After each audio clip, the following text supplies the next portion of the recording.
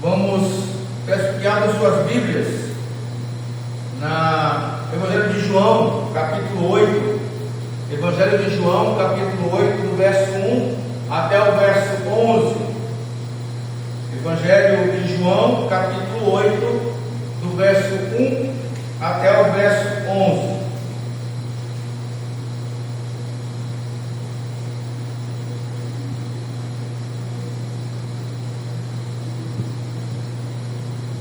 Texto muito conhecido nosso. Diz assim a palavra do Senhor: Jesus voltou ao Monte das Oliveiras, mas na manhã seguinte, bem cedo, estava outra vez no templo. Logo se reuniu uma multidão, e ele se sentou e a ensinou. Então os mestres da lei e os fariseus lhe trouxeram uma mulher pega em adultério e colocaram diante da multidão. Mestre, esta mulher foi pega no ato de adultério, disseram eles a Jesus. A lei de Moisés ordena que ela seja apedrejada. O que o Senhor diz? Procuravam apanhá-lo numa armadilha, ao fazê-lo dizer algo que pudessem usar contra ele.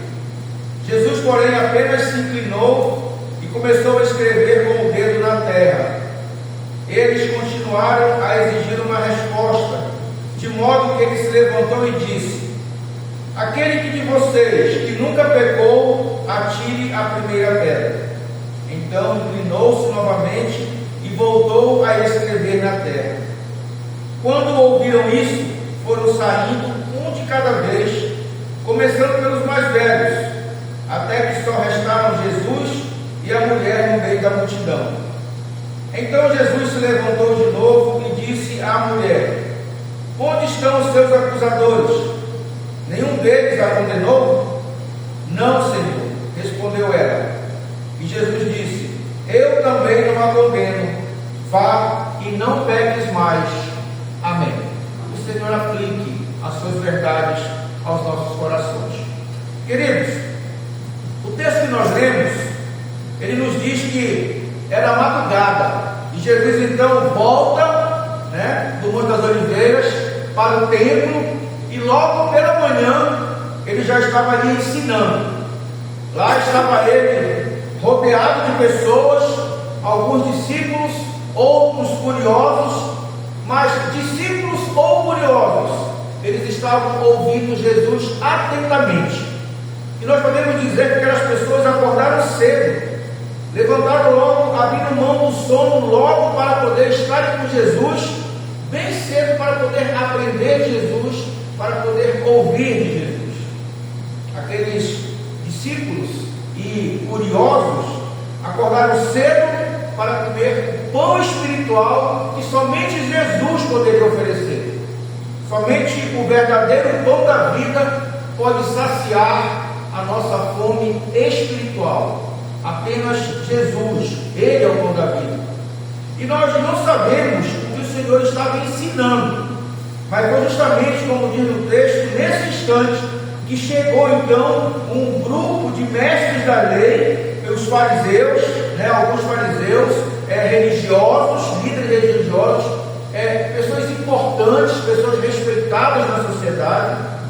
Era um grupo que era constituído do mais alto escalão da sociedade judaica, que eram os escribas, os fariseus, que hoje seriam nossos pastores e nossos presbíteros da nossa igreja. E o texto diz que esses homens, eles saem de uma rua estreita com uma mulher, puxando uma mulher, carregando uma mulher. E como diz um certo pastor, abre aspas, esses homens são conhecidos como vigilantes morais, policiais do pecado alheio, gente com olhos abertos para detectar como radares humanos a fraqueza do outro. Fecha aspas. E com esse grupo de fariseus, escribas religiosos, estava uma mulher que foi encontrada deitada com um homem que não era seu homem, não era o seu marido. E esses policiais do pecado alheio, como diz esse pastor, eles não estavam interessados na lei, nem muito menos na questão do adultério, porque senão eles teriam levado também o homem que estava com ela. Queriam apenas usar dessa situação de uma forma desonesta para apanhar Jesus em algum erro, ou seja, estava ali formando, criando, montando uma armadilha para Jesus. Se Jesus recomendasse clemência, ele se colocaria em oposição à lei de Moisés, já que a lei de Moisés manda que haja o quê? Morte, porque foi pego em adultério. Se ele recomendasse apedrejamento, os judeus sabiam que tal julgamento entrariam em choque com a jurisdição romana, que reserva para si o direito de aplicar a morte. Então percebam que a maldade, a má intenção desses homens era visível nas suas atitudes, estava tudo altamente arquitetado, uma armadilha pronta para tentar pegar Jesus. Eles queriam pegar Jesus em algum erro, porque era isso que estava interessando para eles.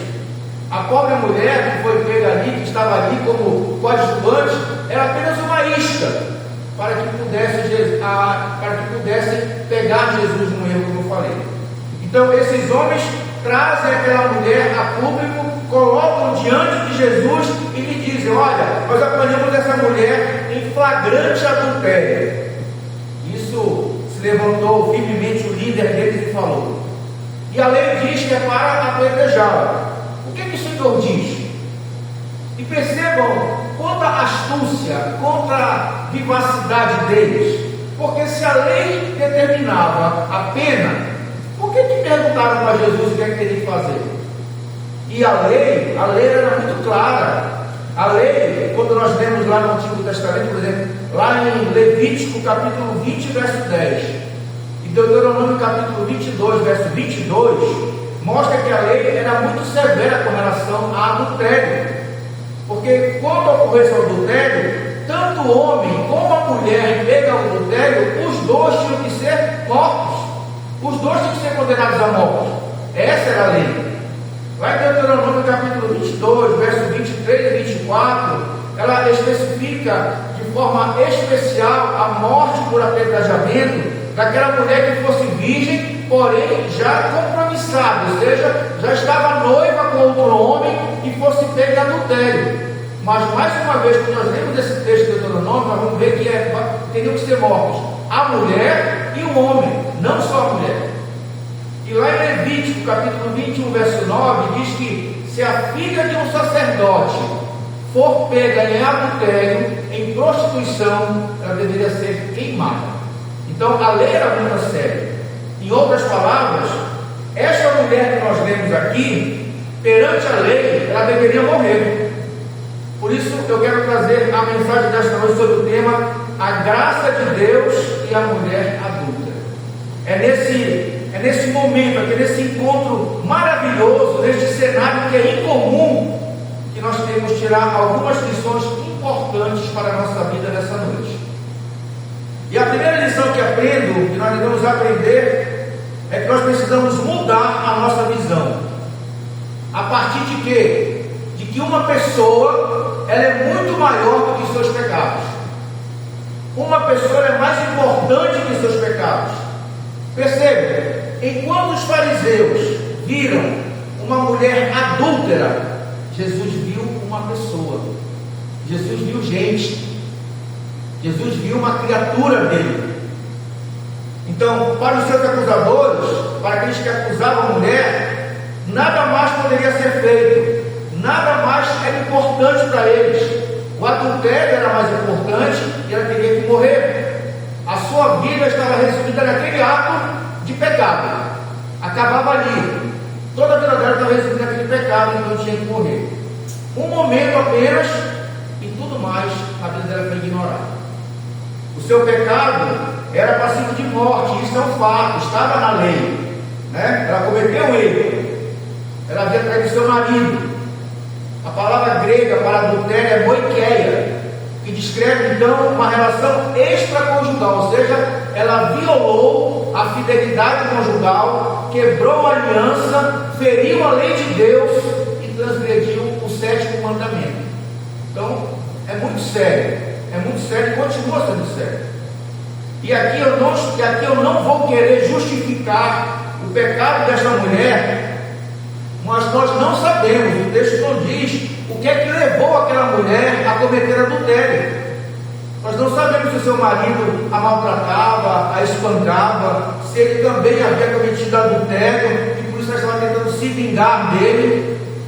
Aí, aquele momento ali, era o fim da festa dos tabernáculos. A cidade estava cheia de pessoas, cheia de homens, e de repente ela aproveitou aquele momento para dar vazão aos seus desejos e pecado.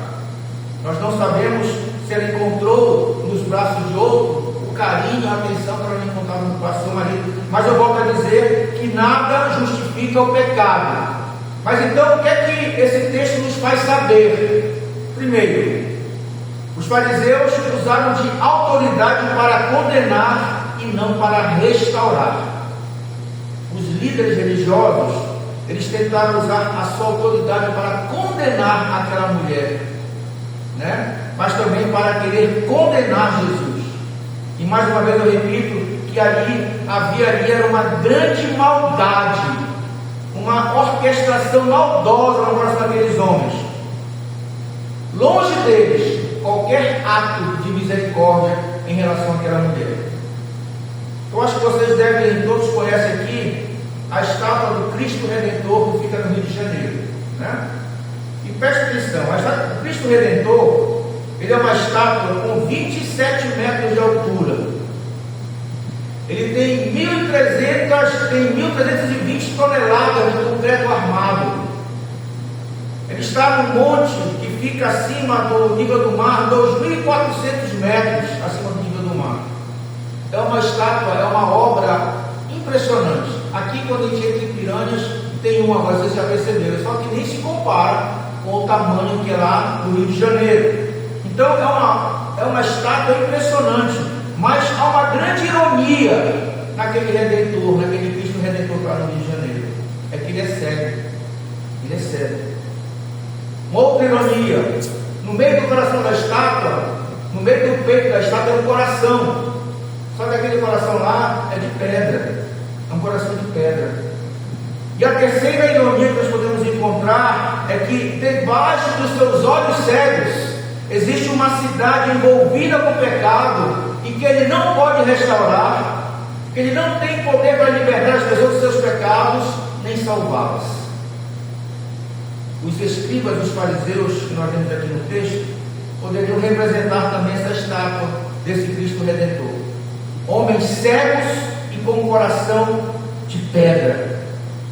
Não havia ternura em seus olhos, não havia amor em seus corações.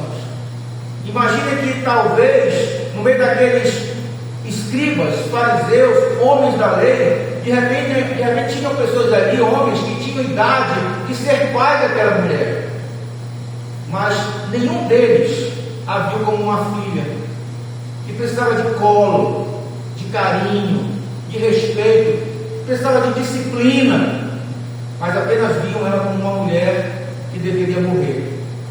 Aqueles homens eram redentores, sem olhos e sem coração. A segunda coisa que nós podemos, que esse texto nos faz entender, nós podemos ver a hipocrisia dos religiosos. Esses religiosos pareciam estar preocupados com a lei. Chega diante de Jesus: olha, a lei manda que ela morra. Parecia estar preocupado com o moral, com os bons costumes, mas na verdade aqueles homens eram grandes hipócritas, gente sem nenhum compromisso com Deus e muito menos com a sua lei. Eram homens invejosos que não conseguiam conviver com a popularidade de Jesus e nem queriam ouvir os seus ensinamentos. Diziam ser filhos de Deus, mas eram filhos do diabo, como o próprio Jesus disse. A vergonha e os temores da mulher, ao ser exposta publicamente, não significava nada para eles. Nada. O que eles queriam, na verdade, era alcançar o seu objetivo, que era condenar Jesus. Era pegar Jesus em uma falha e, consequentemente, matá-lo. Com essa atitude, aqueles líderes se tornaram mais culpados do que aquela mulher adulta. O terceiro ponto que esse texto nos tem a nos ensinar é que nós corremos o risco de nos tornarmos como esses homens. Observe que a multidão pega em pedras para apedrejar a mulher. E quem foi a multidão? Porque a palavra diz que chegou um grupo de religiosos e que existiam pessoas ouvindo Jesus. Quem pegou a pedra foram aqueles que estavam ouvindo Jesus. Eles pegaram a pedra. As mesmas pessoas que estavam ouvindo Jesus, ouvindo os ensinamentos de Jesus, de repente passaram a dar atenção à acusação dos líderes religiosos. E isso serve, amados, para todos nós. Sabe por quê? Porque todos nós corremos o risco de sermos influenciados quando nós olhamos os pecados alheios e não olhamos para os nossos pecados. O contexto da Bíblia aqui apresenta uma mulher como personagem, mas sabemos que o adultério ele é pecado tanto para a mulher como também é pecado para o homem. Então cuidado, nós podemos correr os mesmos riscos de nos tornarmos homens cegos e insensíveis. A segunda lição que esse texto quer que nós aprendamos é que todos nós somos iguais diante de Deus. O que nós podemos ver aqui é uma igualdade real e radical de todo ser humano diante de Deus. Aos olhos de Deus, todos somos iguais e todos nós somos pecadores.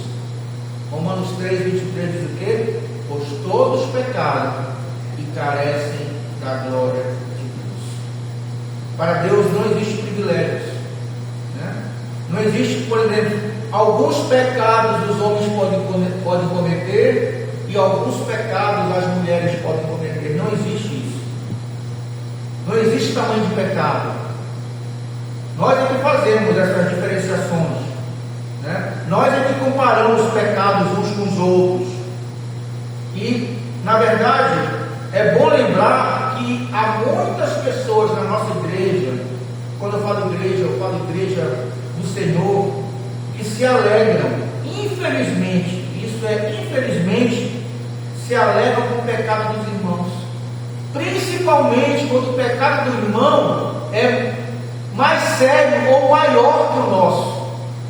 Por quê? Porque quando acontece isso, nós nos sentimos mais santos, nós nos sentimos menos culpados, melhores do que o nosso irmão, que é um grande pecador. Mas o que é que Jesus faz naquele momento ali?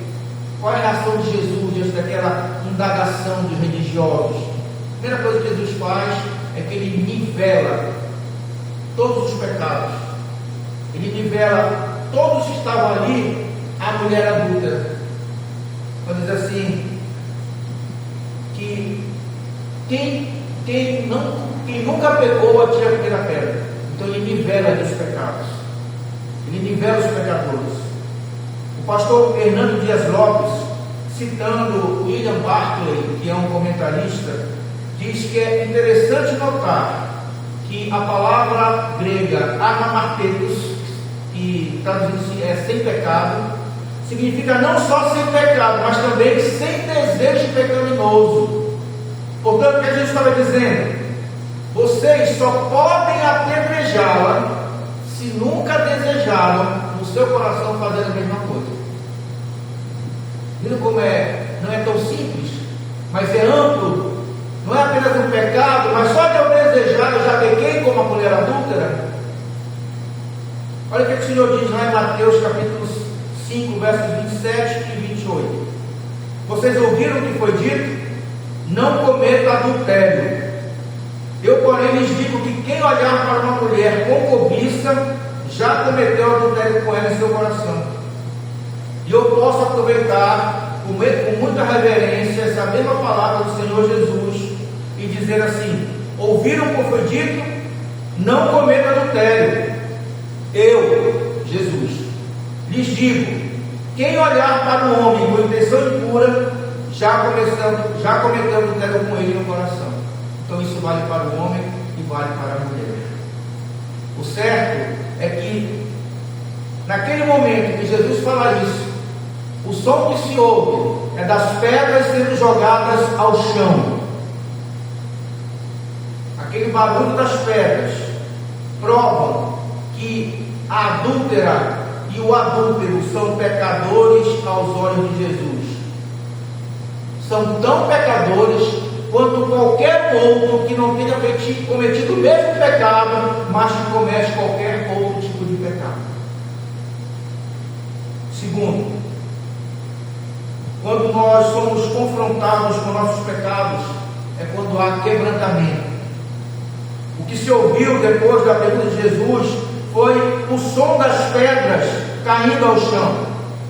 Infelizmente, aqueles homens, eles tinham um pouco de senso crítico e uma consciência sensível, a ponto de perceberem o seu próprio pecado, e aí abandonaram a ideia de apedrejar aquela mulher, de apedrejar, de matar uma pessoa, pois o que é que eles entenderam? Que eles eram tão pecadores quanto aquela mulher adulta. Então eles jogam as pedras no chão, porque eles entenderam que eles não tinham capacidade, não tinham autoridade de apedrejar aquela mulher por causa do pecado que ela cometeu. Queridos, quando eu me considero tão pecador quanto aquele que me feriu, é justamente aí que eu entro num caminho de um quebrantamento maravilhoso, porque eu entendo que eu sou pecador tanto quanto meu irmão, e que eu necessito de graça tanto quanto ele, que eu preciso de me arrepender tanto quanto ele. Então isso causa um quebrantamento na minha vida. Minha ira pode ser quebrada, meu orgulho pode ser quebrado, o meu eu pode ser quebrado por essa atitude, e não atirar pedras em quem me feriu. Ainda que eu tenha todas as razões do mundo para tirar pedra de alguém que me feriu, eu não tenho autoridade para fazer isso, porque eu sou tão pecador quanto ele. Terceiro, quando me considero tão pecador quanto aquele que me feriu, então percebo que há perdão para o outro. E isso não é fácil de se ouvir. Principalmente quando alguém já foi traído, né? Alguém já foi ferido por outra pessoa, como no caso desse adultério. Talvez você diga assim: mas pastor, você está falando isso porque nunca aconteceu isso comigo, com o Senhor. Mas eu quero lhe dizer que se nós não pensarmos como Cristo está ensinando, eu estou dizendo que o sacrifício de Cristo na cruz serviu para perdoar apenas alguns pecados e não perdoar aqueles que me feriram. Eu vou dizer que é necessário que eu haja de uma forma contra aquele que me feriu. Que a obra de Cristo não foi suficiente para perdoar os pecados daquele que falou mal de mim, daquele que me traiu, daquele que me julgou, e nem perdoar ele também. É isso que eu quero dizer quando eu não entendo que o perdão que Cristo me concedeu, eu tenho que conceder àquele também que é meu próximo. E aqui eu não estou dizendo que nós precisamos, uma vez que existe uma situação de traição de qualquer área da vida, isso não quer dizer que nós temos que voltar a conviver com quem nos feriu. Mas eu estou falando que nós devemos perdoar as pessoas que nos feriram, pois isso é necessário para a nossa alma. Se nós não liberamos perdão, nós iremos morrer envenenados com o nosso ódio. Ódio mata, ódio adoece.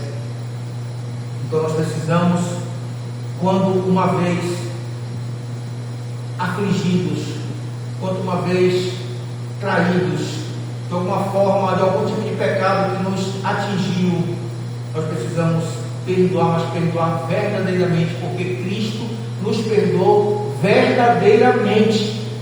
Verdadeiramente. Porque senão nós teremos o ódio que vai ficar guardado aqui, vai virar veneno. Veneno, e veneno mata. Todo mundo sabe que veneno mata, né? Veneno mata. Terceira lição que aprendemos com esse texto é que a graça de Deus nos isenta da morte. Um certo pastor disse assim: ao ver que todos haviam saído de cena sem condenar a mulher, Jesus também não a condena. Aliás, naquele cenário, ele era o único com condições de atirar a primeira pedra, contudo não o fez. Ele nem sequer pegou numa pedra, ele a perdoa, livra do peso do adultério, liberta, vai, segue teu caminho, constrói vida nova, caminha por jornadas novas, vai livre, vai. Então, não peques mais. O que é que nós podemos aprender com isso? Primeiro, Jesus não esmagará a cana quebrada, nem apagará a torcida que fumega. A cana quebrada aqui no texto significa um caniço que ficava erguido na beira das águas de um rio, de um lago ou de uma represa, uma espécie de bambu oco, e que muitas vezes as crianças, acontecia muito no rio de Israel, então as crianças iam, gostavam de sentar na beira do rio, pegavam aquele caniço com muito cuidado para não quebrar, e faziam furos e usavam como flautas, porque já era oco por dentro. Mas eles eram tão sensíveis que qualquer coisinha eles quebravam, e as crianças amassavam e jogavam fora, não servia mais para nada. Isso é a ideia de cana quebrada. Jesus não esmagará essa cana que foi quebrada. E com relação à torcida que fumega, é como se fosse um pavio fumegante. Quem conhece aqui lamparina sabe que tem um paviozinho, e aquele pavio fica molhado, melado no óleo e acende, Então o que acontece? E muitas vezes aquele pavio não está aceso, mas ele está fumegando. Ele fica com a coxinha toda vermelha, não está aceso, não aparece a chama, mas está fumegando. Não existe fogo, mas ainda está ali fumegando. Então é isso que nós precisamos entender. Jesus, quando ele tira os olhos do que estava escrevendo no chão, e todos os acusadores ali tinham ido embora já, tinham deixado ali, e diante dele estava apenas o quê? A mulher totalmente quebrada moralmente, espiritualmente apagada, mas ele não esmaga a cana quebrada, ele não acaba de destruí-la.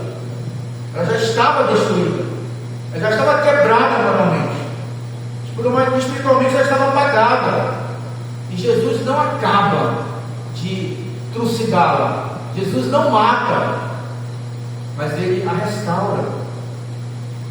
Ele a restaura. Ele não esmaga a cana quebrada, ele não apaga o pavio fumegante, mas ele a restaura. Queridos, não é porque não damos mais o sabor e nem temos mais a luz que o Senhor nos descarta. Muitas vezes o Senhor nos tira do fundo do poço. O Senhor muitas vezes nos tira quando nós estamos apenas fumegando, não tem mais luz, não tem mais nada aceso em nós, e Deus nos tira de lá, Deus nos resgata de lá. Às vezes nós estamos todos quebrados e Deus não nos esmaga, Ele nos restaura, Ele nos tira de onde nós estamos e nos restaura. Nós podemos ser descartados para os homens, podemos ser descartados para a sociedade como aquela mulher era, mas não para Deus. Ela não foi, nós não somos descartados para Deus. Por isso o Senhor liberou perdão para aquela mulher, liberou perdão e permitiu que ela trilhasse um novo caminho e tivesse uma nova vida. Foi isso que Jesus fez com aquela mulher. Mas nós precisamos entender também que o perdão tem suas exigências. Jesus, quando se despede daquela mulher, quando ele diz vai, e não apenas diz vai, Jesus não fechou os olhos para o pecado dela. Jesus sabia que ela tinha pecado, ela tinha um pecado que deveria ser tratado. Se Jesus tivesse despedido aquela mulher sem nenhuma recomendação, ele estaria sendo conivente, dando aval, apoiando o pecado, mas não foi isso que o Senhor fez. Ele disse para aquela mulher que ela poderia ir em paz, mas com uma ordem: vai e não peques mais. Houve uma ordem, houve um direcionamento, houve uma recomendação. E essa mulher, ela sai no anonimato, ela vai embora no anonimato. A gente ouve mais falar dessa mulher, ninguém mais ouve falar dela. Existem alguns rumores, né, de que o nome dela era Susana e que ela se tornou discípula de Tiago, mas é uma história, ninguém tem como confirmar isso. Tiago é o nome de Jesus, né? Então ninguém tem como confirmar isso. Se isso é verdade, nós nunca poderemos descobrir até o dia que vai chegar no céu. Mas uma coisa nós podemos ter certeza: aquela mulher ali nasceu de novo, porque Cristo fez dela, deu a ela nova vida. Jesus também restaura a dignidade desta mulher. Ela fica no anonimato, mas restaurada pelo Senhor. O Senhor havia perdoado seus pecados e lhe deu uma nova oportunidade. Queridos, assim o Senhor está fazendo hoje também com cada um que se achega a Ele, quebrado, sem brilho. O Senhor está restaurando, o Senhor está dando uma nova vida, uma nova oportunidade. Ele restaurou a honra dessa mulher e lhe deu nova vida. Ele quer restaurar a sua vida hoje.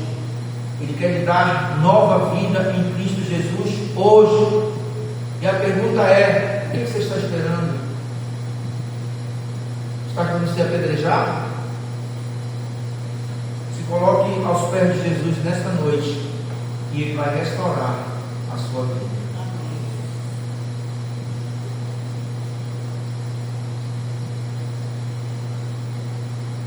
Concluindo, queridos, muitas pessoas definem a vida cristã como uma prisão, como algo demodê, algo ultrapassado, uma forca. Mas eu quero dizer que há liberdade na vida cristã. Mas essa liberdade, ela jamais está livre de limites. Não é uma liberdade anárquica. Ela é uma liberdade com limites. Essa liberdade nunca é absoluta, porque ser totalmente livre é viver sem amor, é viver sem orientação. Se você é dirigido apenas pelos seus próprios desejos, você não tem consideração nem pelos outros. E se você não tem consideração pelos outros, você estará preso aos seus desejos. A ideia de uma vida cristã sem compromisso, no que se permite fazer o que quiser, tendo um relacionamento adúltero com o mundo e quebrando uma aliança com Deus. Esse tipo de vida cristã, ela viola o amor sincero e viola a fidelidade para com Deus. Alguém pode alegar que o mundo está mudando e que a igreja tem que mudar. Não. O mundo está mudando, o mundo vai mudar ainda mais, mas o cristão não pode se tornar igual ao mundo. Nós não podemos nos tornar igual ao mundo. Por isso que na Bíblia, pecado sempre será pecado e será tratado como pecado, independente de haver qualquer tipo de concessão. E concessão é algum mais, algum talvez, algum portanto. Nesse caso aqui foi adultério, mas pode ser qualquer outro tipo de pecado. Pecado sempre será pecado e será tratado como pecado. Mas lembre, Cristo está sempre pronto para perdoar os seus pecados, lhe restaurar e lhe dar nova vida. Pense nisso nessa noite. Ao Senhor, tão somente a Ele, toda honra, toda glória, todo louvor